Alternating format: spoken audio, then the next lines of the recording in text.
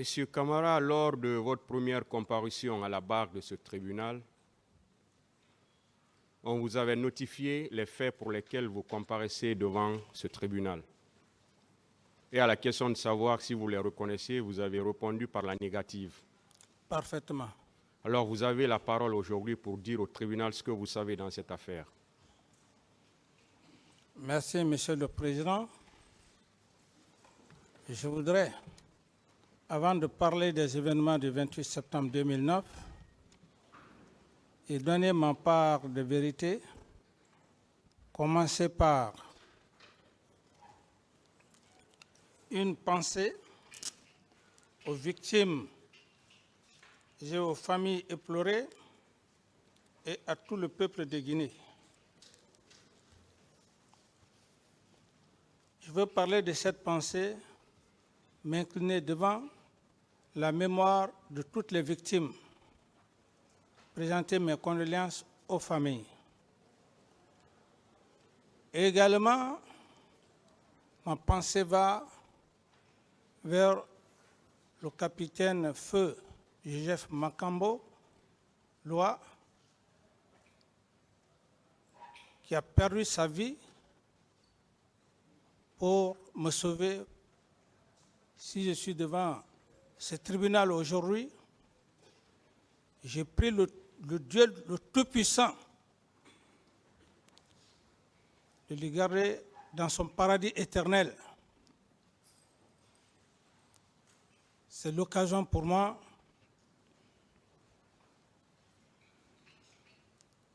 de vous dire en toute sincérité, cet homme, depuis que je suis venu, à chaque événement, ou même pour la surprise que M. Toumba Diakité a eu à me faire à la maison centrale, j'étais sérieusement perturbé. Et je ne voulais pas en ce moment vous le dire, donc une parfaite insécurité. Un homme qui a tenté de vous assassiner par la grâce de Dieu, par ma force, que cet homme surgit devant vous pour se repentir. Je ne voyais que feu Joseph Makambo. Et j'en passe. Je n'ai pas fait cas parce que je suis un officier d'état-major. Et comme je l'avais dit, un officier d'état-major, c'est cet homme qui est cadré, qui peut se ressaisir dans certains événements. Un officier d'état-major, c'est cet homme qui accepte de respecter la loi, de se présenter devant son peuple. Je suis capitaine et je mourirai capitaine. C'est ce que je mérite, c'est ce que j'ai eu au sein des forces armées guinéennes par la bravoure de toute l'armée guinéenne. Si je suis devant vous, Monsieur le Président, sachez que c'est mon patriotisme qui me fait venir ici, Monsieur le Président. Autrement, je ne serai plus là. Ou tout au moins, je n'allais pas accepter de venir. J'ai fait à peu près les 13 ans au Burkina Faso. J'ai toute la latitude d'avoir la nationalité de ce peuple, car c'est ce peuple qui m'a adopté, c'est ce peuple qui a fait de moi ce que je suis. Donc un peuple éternellement reconnaissant, un peuple que je prie Dieu afin que la grâce de Dieu puisse combler les nouvelles autorités afin de lutter contre le terrorisme qui sévit sur cette patrie pays des hommes intègres, afin que le pays recouvre toute la liberté de son territoire. Monsieur le Président, avant d'entamer l'essentiel, je tiens personnellement à remercier le chef de l'État, le colonel Mamadi Doumbouya, chef suprême des armées,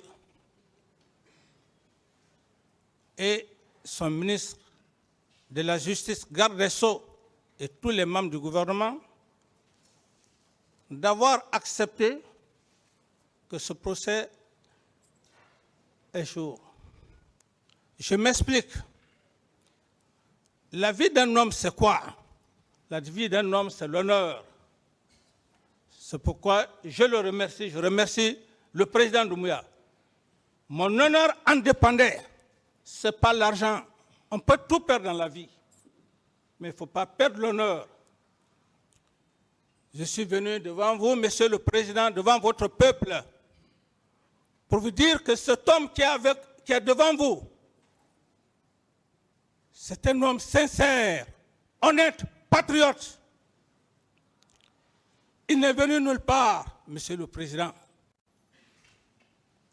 Son père, mon géniteur,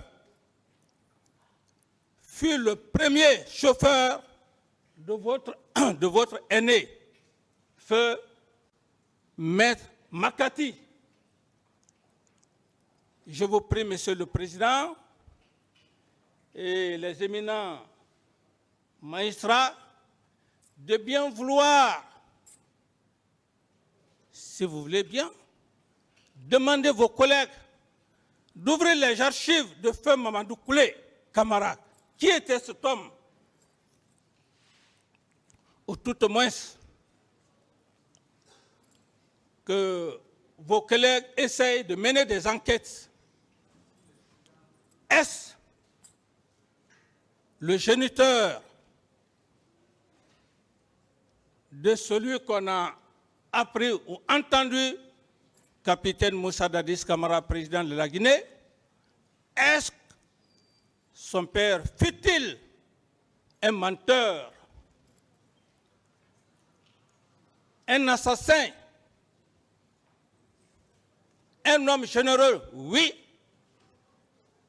ce sont ces veines qui coulent dans mon sang. Car avant de juger un homme, il est extrêmement important, puisqu'il y a des hommes nés criminels à travers les chromosomes. C'est un fait héréditaire. Monsieur le Président, pour venir à l'essentiel, il fallait cette petite parenthèse. L'homme qui est devant vous a eu une éducation comme tous les autres. Cet homme, il n'avait seulement que le nom de Stadin. Mais la culture, l'éducation de son père a fait de lui un homme qui ne connaît pas l'ethnie. Chauffeur à l'époque d'un juge de paix. À cette époque, je m'excuse de l'expression, vous-même vous n'étiez pas encore né, même moi j'étais encore petit.